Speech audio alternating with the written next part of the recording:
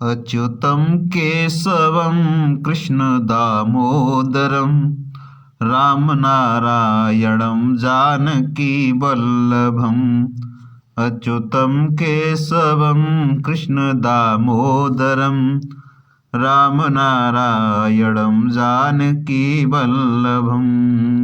रामनारायणं जानकीवल्लभम्। स्वागत है सभी दर्शक साथियों का, सभी भक्तों का आपके अपने YouTube चैनल रामकृष्ण जी शिवम स्टूडियो में। आशा करता हूँ सभी स्वस्थ होंगे। माँ भगवती लक्ष्मी से प्रार्थना करता हूँ कि आपके घर में खुशियाँ बरसाती रहे, आपकी मनोकामना पूर्ण होती रहें और आप धर्म की ओर आगे बढ़ते रहें। सुख समृद्धि वैभव आपके घर में बढ़ता रहे। चलिए बात करते हैं। कल आपने सुना था 9वें अध्याय की कथा में कि विकुंडल को देवदूत ने यानी यमदूतों ने बताया था कि किसी की निंदा न करने वाला, सब प्राणियों पर दया करने वाला, पराये धन को तृण के समान समझने वाला मनुष्य कभी नरक को नहीं भोगता है। यहाँ से आगे की कथा 10वें अध्याय में 4 फरवरी आज सुनना प्रारंभ करेंगे। तो मैं कथा प्रारंभ करने से पहले आपसे निवेदन करना चाहूँगा कि अभी तक आपने चैनल को सब्सक्राइब ही नहीं किया हो तो प्लीज़ चैनल को सब्सक्राइब कीजिए। हमारे चैनल पर धार्मिक व्रत, कथाएं और अनुष्ठान सभी प्रकार की जानकारी हमारे YouTube चैनल पर आपको मिलती रहती हैं। तो सब्सक्राइब करें और वीडियो को ज़्यादा से ज़्यादा शेयर करें, ये मेरा आपसे रिक्वेस्ट है। चलिए बात करते हैं 10वें अध्याय की कथा।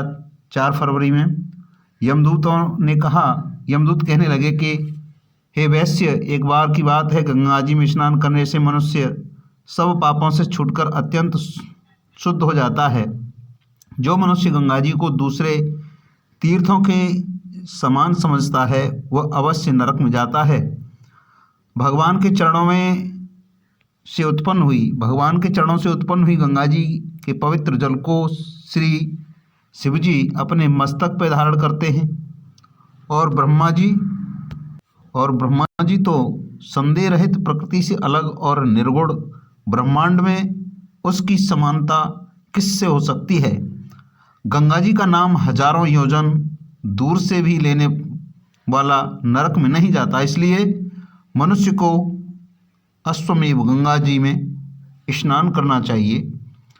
तो यहाँ पे समझाते हुए बोले यमदूत, हे वैश्य, जो ब्राह्मण दान लेने का अधिकारी होकर भी दान नहीं लेता वह आकाश के नक्षत्रों में चंद्रमा के समान है।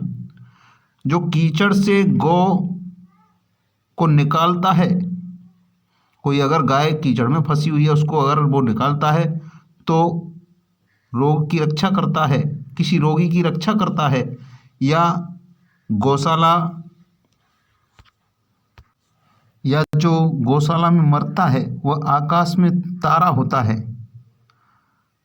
प्राणायाम करने वाले मनुष्य सदैव उत्तम गति को प्राप्त होते हैं। प्रातः के समय स्नान के पश्चात जो 16 प्राणायाम करते हैं वह घोर पापों से बच जाते हैं। जो पराई स्त्री को माता समान मानते हैं वह यम की यातना को नहीं भोगते। जो मन में से कभी परस्त्री का चिंतन नहीं करते, मन से भी परिस्थिति का चिंतन नहीं करते, वह दोनों लोगों को अपने अधीन करता है। जो पराय धन को मिट्टी के समान समझता है वह स्वर्ग में जाता है। जिसने क्रोध को जीत लिया मानो उसने स्वर्ग को जीत लिया। जो माता पिता की सेवा देवता तुल्य करता है, देवों की तुल्य करता है, वह यम द्वार नहीं देखता। और जो गुरु की सेवा करते हैं वह ब्रह्मलोक को प्राप्त होते हैं। शील की रक्षा करने वाली स्त्री धन्य है, शील भंग करने वाली स्त्री यमलोक जाती है। जो वेदों और शास्त्रों को पढ़ते हैं या पुराणों और संहिता पढ़ते हैं या सुनते हैं तथा जो स्मृति का व्याख्यान करते हैं या धर्मशास्त्र समझते हैं या जो वेदांत में लीन रहते हैं वह पाप रहित होकर ब्रह्मलोक को प्राप्त होते हैं।